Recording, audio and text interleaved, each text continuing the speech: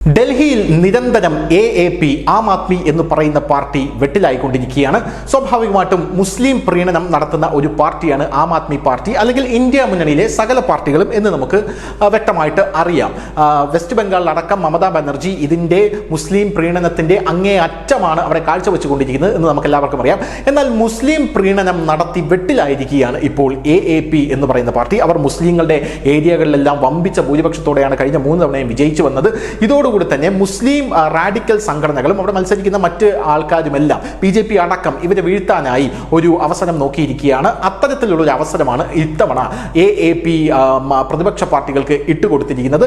ഇത് ഏറ്റവും അധികം ഉപയോഗിക്കുന്നത് ഒവൈസിയുടെ പാർട്ടിയാണ് എന്നുള്ളത് വേറൊരു കാര്യം. IMMIM എന്ന് പറയുന്ന ഒവൈസിയുടെ പാർട്ടിയാണ് എന്നുള്ളത് വേറൊരു കാര്യമാണ്. എന്താണ് ഈ വിഷയം എന്ന് നമുക്കൊന്ന് പരിശോധിക്കാം. അതായത് 38 സ്ഥാനാർത്ഥികളെ ഉൾപ്പെടുത്തിയ, അരവിന്ദ് കെജ്രിവാൾ ഉൾപ്പെടെ 38 സ്ഥാനാർത്ഥികളെ ഉൾപ്പെടുത്തിയ 4ാമത്തെ പട്ടിക AAPയുടെ ആ ഇലക്ഷൻ പട്ടിക പുറത്തിറങ്ങിയ ഒരു സാഹചര്യത്തിലാണ് ഒരു വൻ വിവാദം AAP അല്ലെങ്കിൽ ഡൽഹിയിൽ ഉടലെടുക്കുന്നത്. ഈ സംഭവവും ഖുറാൻ എന്ന് പറയുന്ന മുസ്ലിങ്ങളുടെ മതഗ്രന്ഥത്തെ വിമർശിച്ചതുമായിട്ടുള്ള ഒരു വിഷയമാണ്, അല്ലെങ്കിൽ അവഹേളിച്ചതുമായി ബന്ധപ്പെട്ട ഒരു വിഷയമാണ്. ഈ 38 സ്ഥാനാർത്ഥി അംഗ പട്ടികയിൽ ഒരു സ്ഥാനാർത്ഥി എന്ന് പറയുന്നത് മെഹ്റോളി സീറ്റിൽ നിന്ന് മത്സരിക്കുന്ന നരേഷ് യാദവ് എന്ന് പറയുന്ന ഒരു വ്യക്തിയാണ്. ഇദ്ദേഹം അവിടെ നിന്ന് മത്സരിച്ച് ജയിച്ച MLA ആണ്. പാർട്ടി വീണ്ടും അദ്ദേഹത്തിന് ടിക്കറ്റ് കൊടുത്തിട്ടുണ്ട്. ഇദ്ദേഹത്തിന്റെ പേരിൽ ഒരു കേസുണ്ട്. ആ കേസ് എന്ന് പറയുന്നത് ഖുറാനെ അവഹേളിച്ചു എന്ന് പറയുന്ന കേസാണ്. ഈ കേസിൽ കോടതി, പഞ്ചാബ് മലേർകോട്ട്ല ജില്ലാ കോടതി ഇദ്ദേഹത്തിന് 2 വർഷത്തെ തടവും 11,000 രൂപ പിഴയും വിധിച്ചിട്ടുണ്ട് എന്നുള്ളതാണ് ഇതിലെ പ്രധാനപ്പെട്ട ഒരു കാര്യം എന്ന് പറയുന്നത്. ഇനി എന്താണ് ഈ കേസ് എന്ന് നമുക്ക് പരിശോധിക്കാം. 2016 തന്നെ ഉണ്ടായ ഒരു കേസാണ്.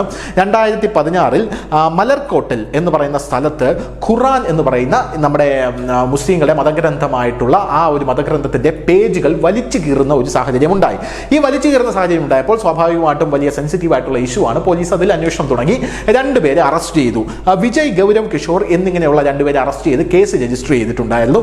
ഈ കേസ് രജിസ്റ്റർ ചെയ്ത് കഴിഞ്ഞ ശേഷമാണ് യഥാർത്ഥത്തിലുള്ള ഒരു ട്വിസ്റ്റ് ഈ വിഷയത്തിൽ ഉണ്ടാകുന്നത്. ഈ ട്വിസ്റ്റ് എന്ന് പറയുന്നത്, ഈ കേസ് ചെന്ന് നിന്നത് ഈ നരേഷ് യാദവിന്റെ അടുത്തേക്കാണ്. നരേഷ് യാദവിനെ പിന്നീട് അറസ്റ്റ് ചെയ്യുന്ന ഒരു സാഹചര്യം ഉണ്ടായി.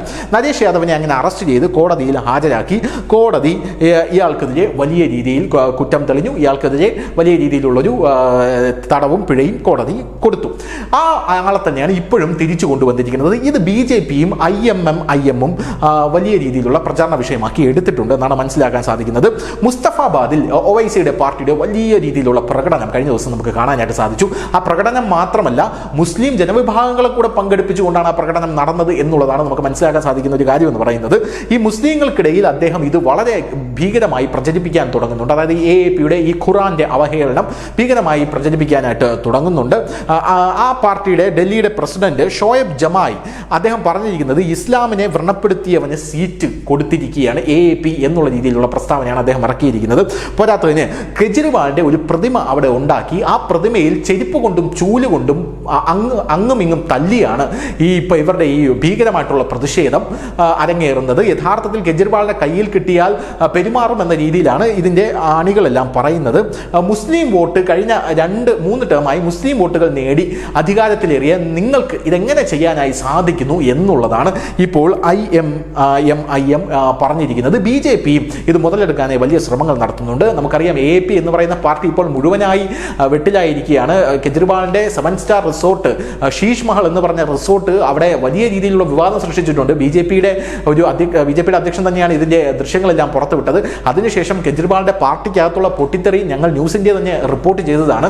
ആ പൊട്ടിത്തെറിയിൽ കെജ്രിവാളിന്റെ പാർട്ടിയിൽ കൊല്ലപ്പെട്ട രക്തസാക്ഷിയായ ആളെ കൊന്ന ആൾക്ക് സീറ്റ് കൊടുത്തു എന്നുള്ള വിവാദങ്ങളൊക്കെ ഉണ്ടായിട്ടുണ്ട്. പോരാത്തതിന് അവിടെ കെജ്രിവാളിന്റെ വലങ്കൈയായിട്ട് നിന്ന ആളെ ഒരു ദാക്ഷിണ്യവുമില്ലാതെ പിടിച്ച് പുറത്താക്കിയെന്ന റിപ്പോർട്ടുകൾ വന്നിട്ടുണ്ട്.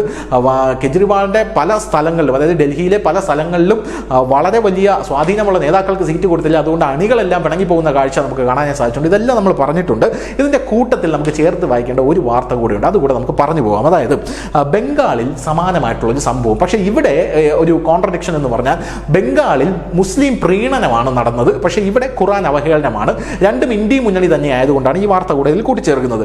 ബംഗാളിൽ മുസ്ലിങ്ങളുടെ എണ്ണം 33%. ഈ 33% മുസ്ലിങ്ങളുടെ എണ്ണം നമ്മളിപ്പോൾ ന്യൂനപക്ഷമായിരിക്കാം, പക്ഷേ അള്ളാഹുവിൻ്റെ ഇച്ഛയാൽ നമ്മൾ ശക്തരാകുമെന്ന് പറഞ്ഞിരിക്കുന്നത് വേറെ ആരുമല്ല, മന്ത്രി ഫിർഹാദ് ഹക്കീം എന്ന് പറഞ്ഞ ഒരുത്തനാണ്. ആ മന്ത്രി ഫിർഹാദ് ഹക്കീം എന്ന് പറയുന്ന മന്ത്രിയാണ് ഇത് പറഞ്ഞിരിക്കുന്നത്. ഈ മന്ത്രി മമതാ ബാനർജി ഇരിക്കുന്ന വേദിയിൽ രണ്ടാമത്തെ തവണ ഇത് ആവർത്തിച്ചപ്പോൾ യഥാർത്ഥത്തിൽ മമതാ ബാനർജി വളരെ വെട്ടിലായിരിക്കുകയാണ്. അള്ളാഹുവിൻ്റെ കൃപയാൽ ഞങ്ങൾ ഒന്നാം സ്ഥാനത്തെത്തും, ഭൂരിപക്ഷമാകും, ഞങ്ങൾ എന്നിട്ട് ഈ രാജ്യത്തിൻ്റെ നിയമവ്യവസ്ഥയെ പിടിച്ചെടുക്കും, ഈ രാജ്യത്തെ പല കാര്യങ്ങളും അട്ടിമറിക്കും എന്നൊക്കെയാണ് അദ്ദേഹം പറഞ്ഞിരിക്കുന്നത്. അതൊരു മുസ്ലിം ഭൂരിപക്ഷ പ്രദേശമായിരുന്നു. ഇനി അവിടെ ബംഗ്ലാദേശികളും രോഹിംഗ്യകളുമാണോ എന്നുള്ള ചോദ്യങ്ങളൊക്കെ BJP ഉയർത്തിയിട്ടുണ്ട്. അതും മമതാ ബാനർജിയെ വെട്ടിലാക്കിയിരിക്കുന്ന ഒരു വാർത്തയാണ്. News desk, news India Malayalam.